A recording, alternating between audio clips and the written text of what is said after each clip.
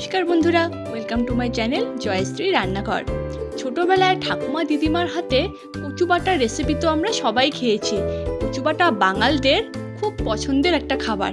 কিন্তু এই কচু বাটা কেউ নিরামিষভাবে খেতে পছন্দ করে আর কেউ আমিষভাবে খেতে পছন্দ করে। তাই আমি আজকে আপনাদের জন্য দুরকম কচু বাটার রেসিপি নিয়ে এসেছি। একটা আমিষভাবে দেখাবো আর একটা নিরামিষভাবে দেখাবো। এর মধ্যে থেকে আপনাদের যেটা পছন্দ আপনারা সেটাই বাড়িতে বানিয়ে খাবেন। কচু বাটা বানানো একদমই ইজি। আমি আপনাদেরকে খুব সিম্পল ওয়েতেই বাড়িতে দু রকমের কচু বাটার রেসিপি দেখিয়ে দিচ্ছি। পুরো ভিডিওটা জুড়ে সঙ্গে থাকবেন। প্রথমেই আমি এখানে পঞ্চমুখী কচুকে এরমভাবে টুকরো টুকরো করে কেটে নিয়েছি। আর এবারে একটা গ্রাইন্ডারে এই কচুগুলোকে দিয়ে দিচ্ছি। তার সাথে আমি 4টে কাঁচা লঙ্কা দিয়ে দিলাম আর সামান্য পরিমাণে জল দিয়ে দিলাম। আর এবার এটাকে আমরা ব্লেন্ড করে নেব। দেখুন, এটা কিন্তু ব্লেন্ড হয়ে গেল। এবার আমি 1 চামচ সাদা সর্ষে আর 1 চামচ পোস্তকে ভালো করে ধুয়ে নিয়েছি। আর এই দুটোকে খুব সামান্য পরিমাণে জল দিয়ে খুব সুন্দরভাবে আমরা ব্লেন্ড করে নেব। দেখুন, এটা কিন্তু খুব সুন্দর ব্লেন্ড হয়ে গেছে। এবার এখানে আমি অ্যাড করে দিচ্ছি কোরানো নারকেল। নারকেল কোড়াটা প্রথমেই দেব না, তাতে কিন্তু সর্ষে পোস্তটা খুব একটা ভালোভাবে পেস্ট হয় না। সেই জন্য আগে ওটা পেস্ট করে নিয়ে তারপর নারকেল কোড়াটা দিলাম। আর সামান্য একটু জল দিয়ে আবারও এটাকে ব্লেন্ড করে নিলাম। এবারে কড়াইতে আমি 2 চামচ সর্ষের তেল গরম করে নিলাম আর তাতে হাফ টেবিল স্পুন কালো জিরে দিয়ে দিলাম। তারপরে আমি যে কচু বাটাটা করে রেখেছিলাম সেটার থেকে 50% এখানে দিয়ে দিলাম। আর বাকিটা আমি রাখলাম আরেকটার জন্য। আর এবারে এটাকে খুব ভালো করে নাড়াচাড়া করে নেব। জিনিসটার যখন অনেকটা নাড়াচাড়া হয়ে যাবে তখন আমি এখানে অ্যাড করে দিলাম সেই সর্ষে পোস্ত নারকেলের পেস্টটা। আর আবারও এটাকে খুব ভালো করে নাড়াচাড়া করব। কচুর জলটা যখন শুকিয়ে আসবে তখন কিন্তু আমরা দেখতে পারবো এটা অনেকটা থিক হয়ে যাবে। দেখুন, আমি কিন্তু এটা কন্টিনিউয়াস নাড়াচাড়া করছি। তারপরে এখানে দিয়ে দিলাম স্বাদ মতো নুন। আমি এখানে হাফ টেবিল স্পুন নুন অ্যাড করলাম। তারপরে এটাকে আবারও বেশ ভালো করে নাড়াচাড়া করে নেব। এটা মিডিয়াম ফ্লেমে মোটামুটি 3-4 মিনিট নাড়াচাড়া করার পরেই আমরা দেখব এটা কিন্তু বেশ অনেকটা থিক হয়ে আসবে। তারপরে এখানে আমি অ্যাড করে দিচ্ছি 1 চামচ চিনি।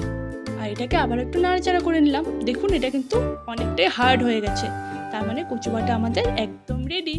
আমি কিন্তু এই কচু বাটাটা পঞ্চমুখী কচু দিয়ে করেছি, তবে আপনারা চাইলে শোলা কচু, মান কচু বা যে কোনো কচু দিয়ে এটা করতে পারেন। দেখুন, আমাদের নিরামিষ স্বাদের কচু বাটা কিন্তু একদম রেডি। গরম গরম ভাতের সাথে এই কচু বাটা পেলে কিন্তু আর অন্য কোনো দ্বিতীয় পদের দরকারই হয় না। এটাকে আমরা ঘরে যে কোনো দিন বানিয়ে খেতে পারি আর সবাইকে করে খাওয়াতে পারি। এবারে আমি আপনাদেরকে দেখাবো আমিষ স্বাদের কচু বাটা। তার জন্য আবারও কড়াইতে 2 চামচ সমান সর্ষের তেল দিয়ে দিলাম আর তাতে দিয়ে দিলাম হাফ টেবিল স্পুন কালো জিরে। এবারে আমি এখানে 2 চামচ থেতো করা রসুন দিয়ে দিলাম। আর রসুনটাকে বেশ ভালো একটা গন্ধ বার হওয়া অবধি বেশ ভালো করে নাড়াচাড়া করব, কিন্তু লালচে হতে দেব না। তারপরে এখানে আমি অ্যাড করে দিচ্ছি 2টো মিডিয়াম সাইজের পেঁয়াজ কুচি। এবারে এটাকে বেশ ভালো করে নাড়াচাড়া করব।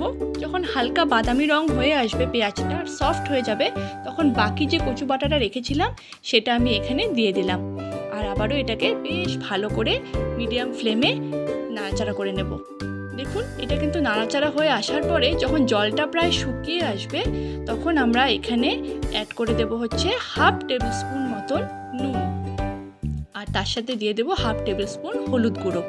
আর আবারও এটাকে বেশ ভালো করে একটু নাড়াচাড়া করে নেব। এটা নাড়াচাড়া করতে করতে যখন আগের বারের মতনই বেশ একটু হার্ড হয়ে আসবে তখন আমরা বুঝে যাব যে এটা কিন্তু অলমোস্ট ডান। তারপর আমি এখানে 1 চামচ চিনি দিয়ে দিলাম। তবে আপনারা যদি ঝাল ঝাল পছন্দ করেন তাহলে আমিষ স্বাদেরটাতে চিনি নাও দিতে পারেন। আর আবারও একটু নাড়াচাড়া করে নিলাম। দেখুন, এটা কিন্তু মোটামুটি রেডি।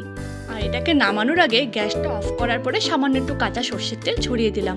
ব্যাস, আমাদের আমিষ স্বাদের কচু বাটাও কিন্তু একদম রেডি। এটাও কিন্তু গরম গরম ভাতের সাথে অনায়াসে খাওয়া যেতে পারে।